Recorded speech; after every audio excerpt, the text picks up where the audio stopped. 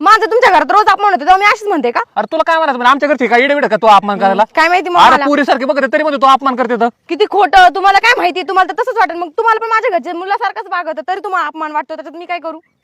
तू जास्त बोलू नको बरं का. एक तर तुझ्या घरच्यांना अक्कल बी नाही, पहिली गोष्ट कसं बोलायचं काय नाही. माझ्या घरच्यांनी शास्त्र काय बोलायचं नाही. आणि तू कसं काय बोलती मग?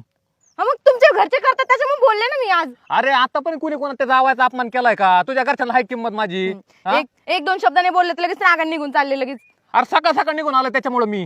अरे मी इतके दिवस कधी राहत ह्याच्यामुळेच राहत नाही तुमच्या इकडे मी. मग ही माझा असं एवढी पण किंमत देत नाहीत मला. तुम्हाला राहायचंच नाही असं सांगा ना, तुम्हाला कारणच लागतं तुमच्या घरी अरे जायचं. कारण नाही इथून पुढे आता राम राम इथून पुढे ते येणारच नाही तुमच्या दारात. नका येऊ. हा तुला जायची ना तू जात जा इथून. तू या शब्दाला किंमत दिली म्हणून तू यावर आलतो. आता नाही, आता तुला काय करायचं ते कर. तुला जवळ राहायचं तवर तिकडे राहत जा. म्हणजे आम्ही तुमच्या घरी दररोज अपमान सहन करायचा आणि तुमचा अरे. एक दिवस नाही, काय फक्त थोडस बोलले, अपमान पण नाही. तू जास्त बोल ना बरं का. काय अपमान केला रे आमच्या घरच्यांनी? मी रोजच करते तर. कोण कोण बोललं तुला? हा? तुमची आई आणि कोण?